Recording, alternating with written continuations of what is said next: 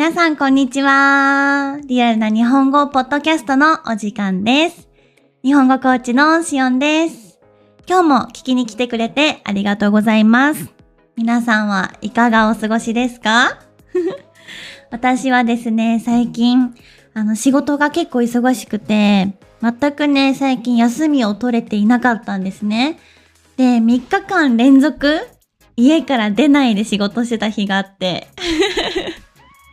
で、ちょっとね、さすがになんかリフレッシュしたいなーって気持ちになって、この前ね、お友達にランチを誘ってもらってレストランに行ってきました皆さんは休みの日はどんな風にして過ごしていますか？何か趣味とかはありますか？私最近新しい趣味がまだなくて、なんか休みがあっても何していいかわかんないんですよね。なんか新しい趣味になんかチャレンジしたいし、なんかリフレッシュもできると思うので、ぜひ皆さんの休日の過ごし方とかも教えてくれたらとても嬉しいです。ぜひコメント欄に書いてくれたら嬉しいです。はい。それでこの前ね、友達と日本語コーチ仲間の方だったんですけど、ランチに行ってきたんですね。で、なんか、これすっごい日本っぽいって思った出来事があって、なんか、レストランにいた時にメニューを見るじゃないですか。で、私は、これも美味しそうだし、これも美味しそうだなーって思ってて、すごい迷ってたんですよ。どっちにしようみたいな感じで迷ってたんですね。で、私は正直、どっちも食べたいなと思ってたんですけど、なんとなくこっちにしようかなと思って、その時ハンバーグのメニューを選んだんですね。そしたら友達が、両方頼もうよって言ってくれて、結局私が、最初に食べたいって言ってた2つを注文してくれたんですね。全然友達の好きなもの頼んでもらって、全然私は良かったのに、気遣ってくれたのかな。で、私が食べたいって言ってた2つを注文してくれました。そう、なんか日本では結構こう、はっきり食べたいとか言わなくても、なんかこれもいいねとか、これも美味しそうだねっていう言い方で気持ちを伝わってるっていうことがあるんですよね。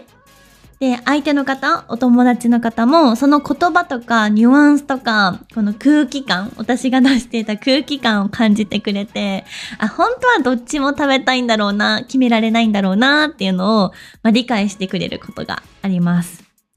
つまり、言葉にしなくても、気持ちだったりとかを相手がこう察して行動してくれるみたいな、そういうことが日本では結構自然に行われているような気がします。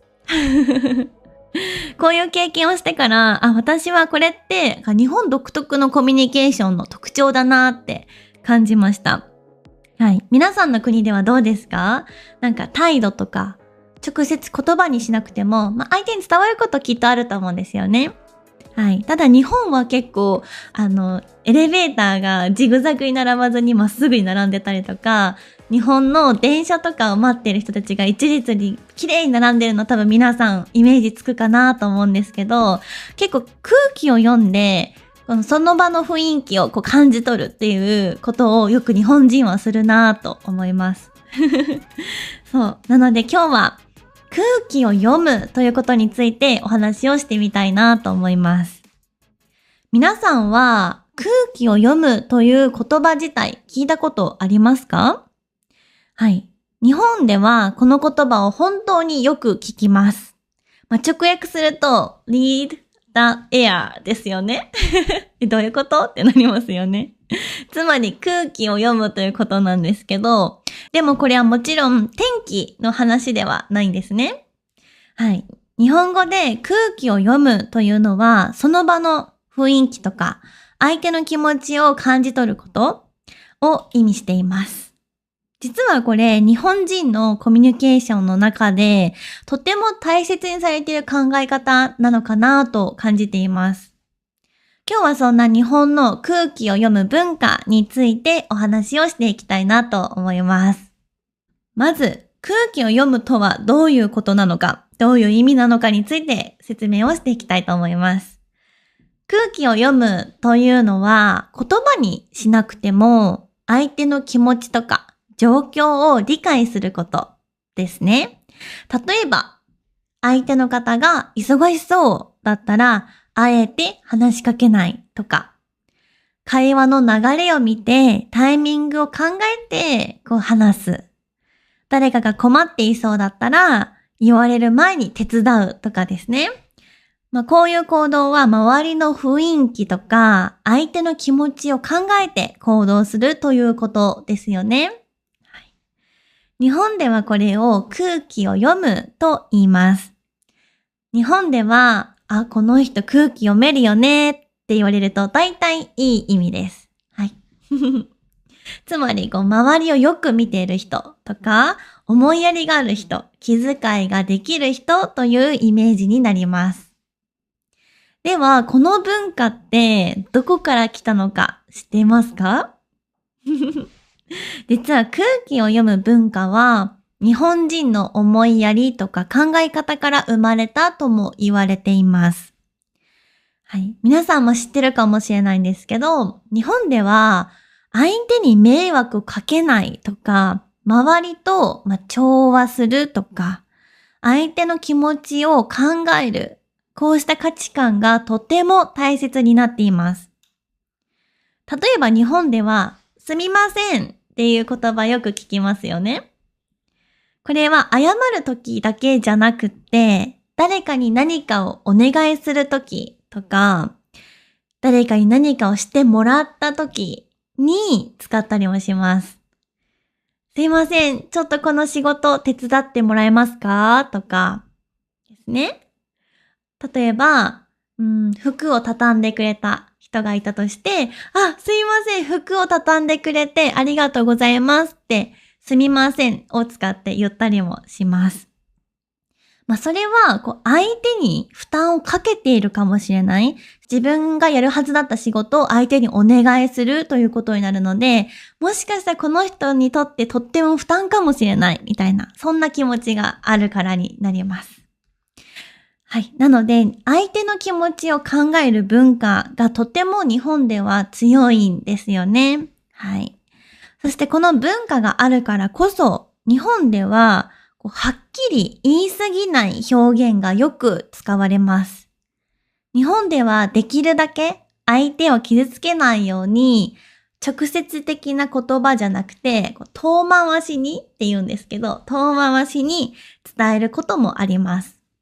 例えば、相手を傷つけない、強く断らない、角が立たない、相手に嫌な気持ちにさせない言い方をする、こういう話し方になります。これは、相手を思いやるコミュニケーションでもあります。はい。でも実はこの文化は、海外の方にとっては少し難しく感じるんじゃないかなとも思います。なぜかというと、日本でははっきり言わない表現がよく使われるんですね。例えば、こんな会話があります。A さん、今度ご飯行きませんか？ B さん、そうですね。また今度行きましょう。この場合、本当に行きたい時もあります。なんですけど、実はやんわり断っている場合もあります。これすごい難しいですよね、ニュアンス。はい。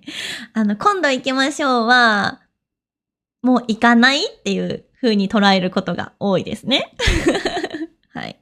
他にもこんな表現があります。大丈夫ですとか、また今度とか、行けたら行きますみたいな表現ですね。はい。例えば A さん、このケーキ食べますか？ B さん、大丈夫です。この場合、本当に大丈夫という意味ではなく、いりませんという意味になることもあります。多分生徒さんからもね、結構大丈夫って言葉のニュアンス難しいって言われることあるんですけど、今の場合は大丈夫ですは、表情も大事になってきます。はい。表情でも大丈夫ですっていう風に伝えると、いりませんっていう表現の方法になります。あとは、行けたら行きますですね。これもね、日本でよく使われる言葉になります。英語に直訳すると、if I can go, I will go だと思うんですけど、実際には多分行けないかもしれない。そんなニュアンスもあります。なので、日本語を勉強している海外の皆さんにとって、言葉の裏側の意味を理解するのを少し難しく感じることもあるんじゃないかなと思います。はい。皆さんの国にはそういう表現方法はありますか？あんまりしないよっていう国もありますかね？それとも日本と同じように相手に直接的な言葉では伝えないですよっていう表現もあったりしますか？ぜひそういうね、言語の違いも知りたいので、ぜひそんな言葉があるよっていう方はぜひコメントに書いてくれたら嬉しいです。はい。でもね、こういうやんわり断るとか、直接言わないとかっていうのは、日本人にとっては相手を思いやるコミュニケーションでもあるんですね。もしストレートに行きませんって言っちゃうと、相手はね、悲しくなっちゃう、寂しい気持ちになるかもしれません。だからまた今度ねっていう優しい言い方をすることが多いです。もちろん最近ははっきり言う人も増えてると思いますし、人によるとは思います。でもこういう文化があるということを知っておくと、日本人とのこのコミュニケーションがもっと理解しやすくなるんじゃないかなと思います。ということで、今日は日本の空気を読むという文化についてお話をしてみました。空気を読むは日本人のコミュニケーションの特徴の一つかなと思います。相手の気持ちとか場所の雰囲気を考える文化がもともとあったので、そこから生まれたものになります。なので、はっきり言わない表現だったり、遠回しの言い方があります。海外の方にとっては少し難しく感じるかもしれないんですけど、これは相手のことを思いやる文化とも言えます。日本語を学ぶときは、その言葉だけではなく、後ろにある文化も一緒に知ると、もっと日本語が使いやすくなるし、もっと面白くなると思います。はい。皆さんの国ではこういった空気を読むという文化はありますか？それとも、はっきり、ストレートに言う文化の方が多いですか？ぜひコメントで教えてくれたら嬉しいです。はい。では今日も最後まで聞いてくれてありがとうございました。ではまた次のエピソードでお会いしましょう。またねー。